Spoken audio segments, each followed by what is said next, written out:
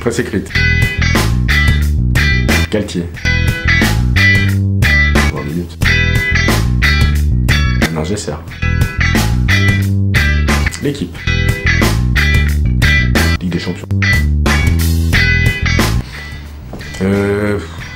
CFC. Mais bon, je regarde plus ni l'un ni l'autre. Maillot.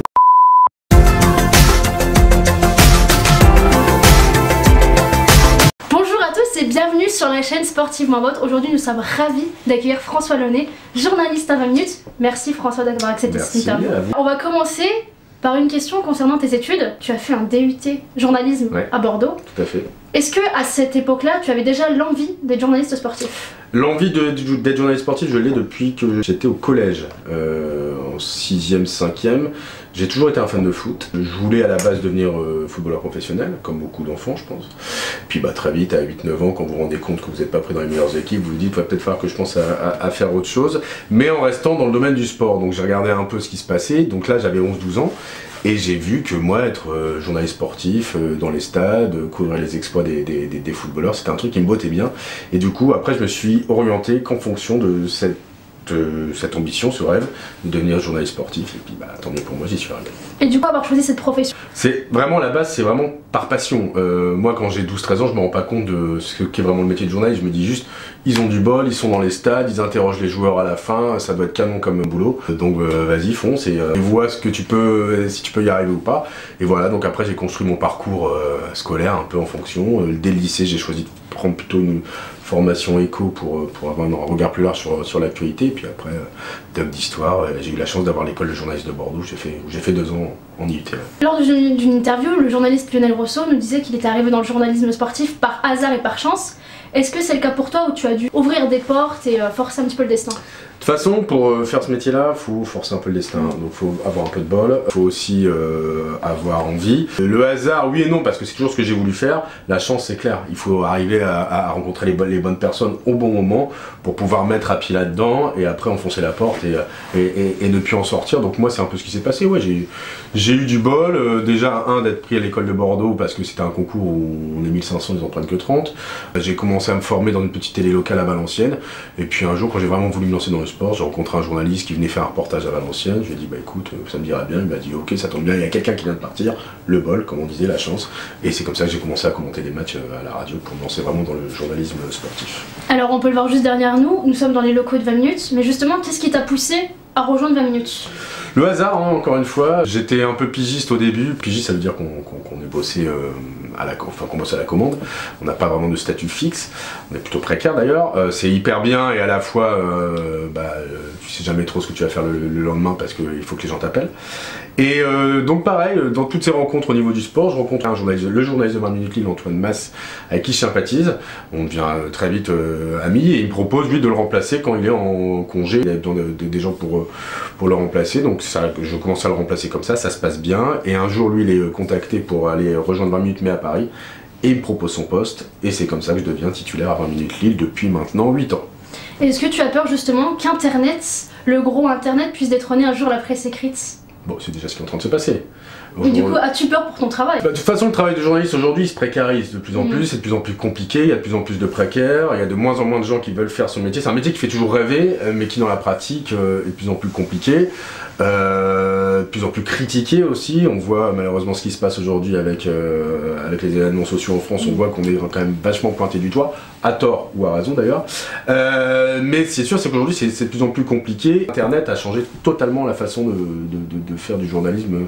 La presse écrite et Internet, ça peut se ressembler, c'est aussi complètement différent. Et ça a un peu transformé le journalisme. On a fait des recherches sur ton travail, on a notamment retenu un événement en 2016 où tu avais fait un titre sur le Portugal, on va pas rappeler le titre, mais tu as reçu énormément de messages sur les réseaux sociaux, de menaces de mort, d'insultes. Quand on est journaliste et qu'on écrit un article et que ça se passe pas très bien, comment on gère les réseaux sociaux, comment on gère les menaces de mort? Pour que ça s'arrête, on porte plainte, donc c'est ce que j'ai fait, et puis on fait un peu profil bas, et puis on se rend compte aussi que finalement, les réseaux sociaux, c'est super bien et c'est super dangereux également. Alors ça, c'était il y a 3 ans. Aujourd'hui, je vois qu'il y en a beaucoup qui se font traîner dans la boue sur les réseaux sociaux. Je le souhaite à personne parce que ça fait pas plaisir. Mais après, on fait le dos rond. Moi, je me suis rendu compte que les gens derrière un ordinateur, ils avaient l'impression qu'ils pouvaient faire tout ce qu'ils voulaient. Mais c'est pas ça, il y a des lois en France, on peut pas se permettre de menacer de mort des gens et de les insulter comme ça gratuitement sous un pseudo quel qu'il soit. Ça m'a appris beaucoup de choses, ça m'a aussi renforcé je pense dans mon caractère. Et ça reste une expérience, je la souhaite pas à tout le monde mais ça reste une expérience. Ça fait 3 ans c'est passé mais c'est sûr que sur le moment c'est pas facile à vivre. Et comment toi tu l'as vécu personnellement, ces attentes? Bah, c'est difficile parce que tu t'es mis en cause dans ton métier, même dans ton aide puisque l'on te menace de mort donc voilà. Moi j'ai trouvé ça dingue. Pour un titre sur une équipe de foot, j'ai été traité de raciste, de totalitaire, d'extrémiste. Alors que voilà, je pense que le titre il est sans doute beaucoup trop fort. Par contre de là à dire que ça méritait autant de réactions négatives avec des insultes et des menaces de mort, là on va trop loin. Donc moi j'ai aussi pris les choses en me disant c'est un titre sur une équipe de foot et ça prend des proportions pareilles, ce monde est complètement dingue. On va passer maintenant à l'écriture toujours. Ouais. En 2013 tu as écrit un livre sur le club de Valenciennes. Ouais. Pourquoi avoir écrit un livre sur le club de Valenciennes? Parce que c'est mon club de cœur. C'est comme ça que m'est venue la passion du foot. C'est en découvrant J'ai découvert le foot à Valenciennes au stade Ningesser, on en parlait tout à l'heure. Ça a été une révélation, j'avais 7-8 ans et voilà, c'est la première fois que j'allais au stade. L'odeur des frites, les cris, les encouragements, les insultes, le spectacle, les lumières, la pelouse. Bref, pour un gamin qui a 7-8 ans, et sachant qu'à l'époque on voyait rien, il fallait très peu de matchs à la télé, donc il fallait vraiment aller sur place pour se rendre compte de ce que c'était le foot, et moi ça a été une vraie révélation, et à partir de là j'ai accroché, j'ai plus jamais lâché. Journalistiquement je traite tous les clubs, mais mon vrai club de cœur, c'est Valenciennes, parce que j'ai grandi avec ce club, je suis originaire de là-bas, c'est pour ça que j'ai découvert le foot là-bas, et c'est pour ça que j'ai écrit un livre sur ce club. Et dans ce livre justement tu réalises des interviews, des entretiens plutôt, avec des joueurs, avec des supporters, avec des dirigeants. Est-ce qu'il y a une rencontre et une anecdote qui t'a profondément marqué? Et si oui, pourquoi? Bah il y en a eu beaucoup parce que l'idée du livre c'était pour l'occasion des 100 ans du club de Valenciennes. Donc c'est de prendre 100 témoignages différents de gens qui ont ou qui gravitent toujours autour du club. Donc tu l'as dit, entraîneurs, supporters, dirigeants. Et ce qui est marrant c'est quand je vois ce que est devenu le foot aujourd'hui, est-ce que c'était avant? Aujourd'hui on est passé vraiment dans l'ère du... Enfin, ça ne veut plus rien dire. Je veux dire, aujourd'hui, les mecs, ils arrivent, ils font 6 mois, on les revend 20 millions d'euros plus cher et tout le monde est content. C'est que du pognon, je veux dire, il y a plus vraiment... C'est difficile de s'attacher au club, oui, mais de s'attacher aux joueurs qui ne font que passer, c'est très compliqué. Et je me rends compte qu'à l'époque, les mecs restaient 5, 10 ans. Alors, je dis pas que c'était mieux, mais au moins, on pouvait s'identifier à eux beaucoup plus facilement. Il y avait une réelle identité.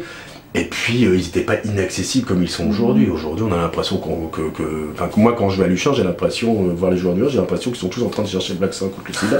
Tellement ils sont difficiles à atteindre. Je pense que même avoir un ministre au téléphone c'est peut-être plus facile qu'avoir un joueur du LOSC. Donc je pense qu'aujourd'hui on est arrivé dans l'excès inverse de la communication, du contrôle de la communication autour des clubs. Alors qu'avant c'était beaucoup plus sain quoi. C'était juste que c'était 11 mecs qui tapent dans un ballon.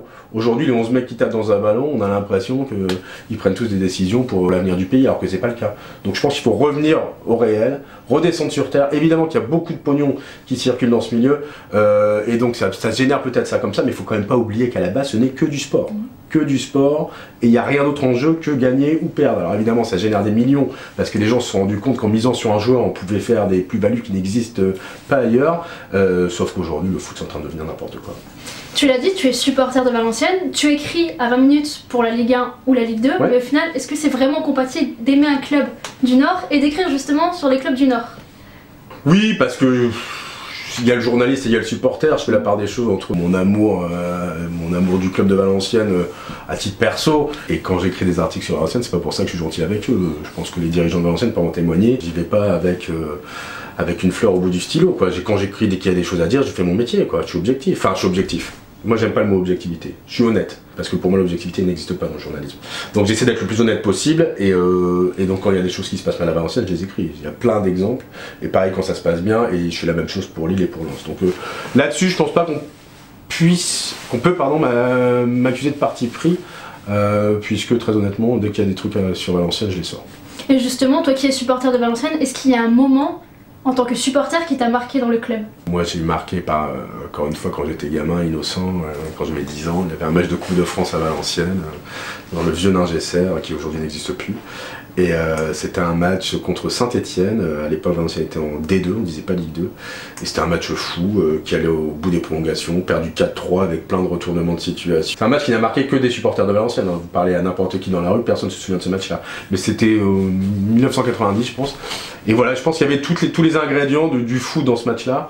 Des retournements de situation, des blessures, des beaux buts, de l'ambiance, voilà, un stade plein.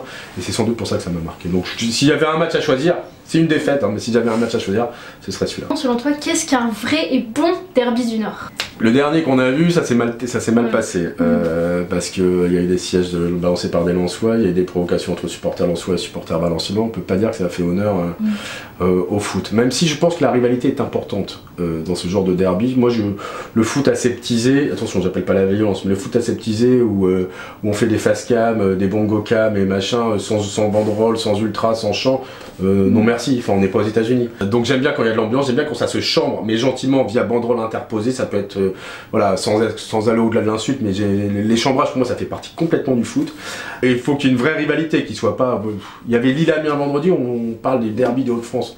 Je pense que ni Lille ni Amiens n'ont une rivalité ancestrale, alors que quand vous avez Lille-Lens, je pense que les deux clubs ont qu'une envie, c'est de se retrouver pour enfin revivre le vrai derby du Nord. Avec, pour moi, un derby, c'est deux clubs qui ont une histoire un peu différente, avec deux villes un peu différentes. Lille-Lens, si on schématise, c'est la bourgeoisie contre les ouvriers, la grande ville contre la petite ville, le club populaire contre le club un peu bourgeois. Donc voilà, c'est un peu ce qu'on a, c'est marrant, c'était hier Saint-Etienne-Lyon, c'est un peu exactement la même chose. Donc c'est ça un derby, c'est les rivalités, ce que ça génère comme chambrage, voilà. Mais tant que ça reste calme et que ça dépasse pas juste le cas du simple foot et qu'on balance pas des chaises sur un café par exemple ou qu'on se batte entre supporters, ça n'apporte rien au truc. Tu parlais du LOSC, on va rebondir sur l'actualité du LOSC parce que le LOSC est deuxième. L'année dernière la saison était catastrophique, cette année le LOSC est en pleine explosion. Comment expliques-tu le succès du LOSC? L'équipe a pas mal changé. Finalement, on se disait ouais ça n'a pas tant changé que ça. Si, Christophe Galtier rappelle souvent, il y a eu 12 départs, enfin 14 départs et 12 arrivées je crois, donc c'est quand même un tiers de l'équipe qui a profondément changé. Ils ont enfin les joueurs d'expérience qui leur manquaient la saison dernière. Je pense que quelqu'un comme José Fonte, qui est international portugais, champion d'Europe, qui a 35 ans, fait énormément de bien au vestiaire lillois. Ils ont un joueur extraordinaire aujourd'hui, c'est Nicolas Pepe, qui est décisif, qui est le joueur clé de cette équipe, qui est déjà... je crois 12-13 buts et 7 passes décisives, il n'y a pas grand monde d'autre qui a fait mieux en Europe. Pour ceux qui étaient la saison dernière, c'est une épreuve qui les a endurcis. Et ils sont mis en question et ils sont repartis du bon pied avec une autre façon de voir les choses. Le début de saison s'est bien passé, après ils ont pris confiance, les choses se sont enchaînées et aujourd'hui, après 21 journées, ils ont 40 points et on se demande qui va pouvoir les arrêter dans cette ascension. Et justement, penses-tu qu'ils peuvent rester en haut du classement jusqu'à la fin de saison? Moi je pense qu'ils vont finir sur le podium, parce que je vois pas aujourd'hui beaucoup d'équipes qui leur sont supérieures. Je pense que, bon alors Paris c'est hors concours, mais je pense que Lyon est supérieur au niveau de l'effectif, au niveau de l'expérience au LOSC. Mais Lyon va jouer la Ligue des Champions en février-mars face au Barça. Ça va peut-être leur faire perdre un peu de concentration et d'énergie pour la Ligue 1. Après Marseille est en crise, Monaco est complètement à la rue. Donc là je viens de prendre les 4 premiers de la saison dernière, il y en a déjà 2 qui sont hors concours pour moi. Même si le match qui arrive là vendredi, Marseille-Lille, peut faire office de premier tournant. Si Marseille bat Lille, ça peut complètement relancer l'OM. Si Lille ne perd pas ou s'impose mieux au Vélodrome, là je pense qu'on ne verra pas l'OM et que Lille pourra continuer son petit bonhomme de chemin. Je suis assez confiant pour eux, même si ils risquent de perdre dans la fin du mercato Thiago Mendes, qui est pour moi l'un des joueurs essentiels de cette réussite lilloise au milieu de terrain. S'ils perdent Mendes, qui est fort probable, bon, j'attends de voir. Parce qu'ils ont déjà perdu Ballo Touré, c'est Youssouf Koné qui a pris le couloir gauche en défense depuis 2 semaines, et on se rend compte contre Amiens ça a été compliqué, donc attention de ne pas perdre trop de joueurs quand même. On va te faire réagir un petit peu maintenant en dehors du sport, même si toujours en lien. Il y a quelques mois, Denis Balbir disait dans une interview qu'il ne souhaitait pas que les femmes commentent du foot, et toi qui commentes les matchs à la radio, qu'en penses-tu? Je vois pas pourquoi une femme pourrait pas commenter du foot, moi ça me choque pas du tout. N'importe, enfin je vais pas dire n'importe qui, mais les hommes, les femmes qui commentent du foot, je vois pas où, en fait je vois pas trop où est la différence. Voilà, je sais pas s'il il pensait vraiment ce qu'il a dit. Moi ça me pose aucun problème d'écouter un match commenté par une femme à la radio, à la télé, ça change pas grand chose pour moi, enfin je veux dire c'est homme-femme. Ce qui est important c'est pas la personne qui commande, c'est ce qui se passe devant l'écran ou derrière le poste de radio. Ce qu'on veut, c'est avoir des informations, savoir qui gagne, qui mène au score, voilà. Et peu importe qui commande, très honnêtement, alors que ce soit un homme ou une femme, c'est le cas de mes soucis. On parlait des femmes, est-ce que toi tu regardes le sport féminin? Je vais être honnête, très peu. Très peu. Je regarde pas le foot féminin parce que j'avoue que ça ne m'intéresse pas plus que ça. Maintenant, je vais être amené à le faire puisque je suis chargé de couvrir les matchs de la Coupe du Monde féminine à Valenciennes juin-juillet prochain. Donc je vais forcément m'y intéresser plus. J'ai grandi sans voir beaucoup de sport féminin là, à la télé, et donc du coup je l'ai beaucoup moins suivi, même si aujourd'hui, et c'est tant mieux, on voit une explosion du foot féminin, on voit aussi que le handball ça marche très fort. Moi j'ai plutôt suivi le basket féminin, puisque quand j'ai commencé à bosser à Valenciennes, il y avait une grande équipe de basket qui s'appelait l'USVO, qui était championne d'Europe, à l'époque ils se tiraient même la bourre avec Bourges, et donc j'ai plus suivi le sport féminin via le basket féminin avec les filles de l'USVO, que via le boulot je faisais pas mal, parce que c'était le club phare de l'arrondissement. Mais si on parle, alors sport féminin ça m'a toujours intéressé, si on parle foot féminin, j'avoue que j'ai jamais vraiment trop suivi. On va revenir un petit peu sur ta carrière. Quelle est la journée type de François Launay, le journaliste? Oula, l'avantage de ce métier c'est qu'il n'y a pas vraiment de journée type quoi. J'arrive le matin, il est 9h, 9h30, je sais jamais trop quand je vais repartir, je prends des rendez-vous, je passe des coups de téléphone, soit je me déplace pour rencontrer les gens, soit je fais ça au téléphone. C'est très varié, très variable, et c'est ce que j'aime bien dans ce métier. Donc il n'y a pas vraiment de journée type. Voilà, des fois il y a des matchs, des fois il n'y a pas de matchs, des fois il y a des points presse au LOSC, des fois il n'y en a pas. Donc ça change tous les jours, et c'est pour ça que c'est un métier qui me plaît beaucoup. Comment se passe l'écriture d'un article? Déjà, ouais, l'écriture c'est encore autre chose, parce que on ne peut pas être bon tous les jours. Pas être bon dans l'écriture tous les jours, c'est pas possible, parce que vous pouvez être fatigué parce que vous avez mal dormi, parce que vous avez fait la fête, parce que pour plein de raisons, et le lendemain forcément ça rejaillit sur votre travail. À l'inverse, vous pouvez être inspiré des jours et d'autres beaucoup moins. Comment on écrit un article, il faut déjà trouver le bon angle. On parle beaucoup de l'écriture de l'article, mais il faut trouver un angle. Parler du LOSC, dire qu'ils sont deuxième de Ligue 1, c'est bien, mais il faut savoir sous quel angle prendre. Est-ce qu'on prend l'angle en parlant d'un joueur en particulier? Est-ce qu'on prend l'angle en parlant des ambitions? Est-ce qu'on prend l'angle en comparant par rapport aux résultats précédents ou aux saisons précédentes? Enfin, il faut savoir se renouveler aussi. Quand on suit un club de foot toute la saison, des fois c'est compliqué, parce que des fois on sait pas trop quoi dire. Quand on a fait 5 articles qui plus ou moins se ressemblent, on se dit je vais pas en faire un 6e sur la question. Quand ça fait 10 ans qu'on suit le club, c'est aussi très compliqué de se renouveler. Donc c'est pas toujours évident. C'est pas toujours évident de se renouveler dans le suivi sportif, mais on essaie. Dernière question de l'interview, quel est ton meilleur souvenir en tant que toi, journaliste? J'en ai deux qui datent du début de l'épopée du LOSC, qui date du doublé de 2011 d'ailleurs. J'ai un déplacement européen que j'avais fait à Liverpool qui m'avait profondément marqué. Mon premier déplacement européen professionnel, c'était à Liverpool, à Anfield. Difficilement espérer mieux pour un Liverpool LOSC. Et mon meilleur souvenir professionnel, c'est la victoire du LOSC en Coupe de France, puisque j'avais la chance d'être sur le terrain pour la radio. Donc j'ai fait toutes les interviews d'après-match avec des joueurs qui là pour le coup étaient sans filtre, ils n'étaient pas passés à la douche, on leur avait pas donné d'éléments pour la conférence de presse, on voyait juste du bonheur, de la joie, et c'était super de partager ça avec eux, avec les supporters qui allaient saluer les supporters, et moi je courais avec mon micro pour avoir Hazard, pour avoir Gervinho, pour avoir Mavouba, Landreau, et ils étaient tous mais dans un état de béatitude. C'était la première fois qu'ils remportaient un titre depuis 54 je crois, et voilà, c'était juste du pur bonheur. Et professionnellement du coup j'avais vraiment des interviews très sympas, et moi c'était en 2011, donc ça reste mon meilleur souvenir professionnel aujourd'hui. Merci beaucoup François Launay pour cette interview. Merci. Quant à nous, on se retrouve prochainement pour une prochaine vidéo.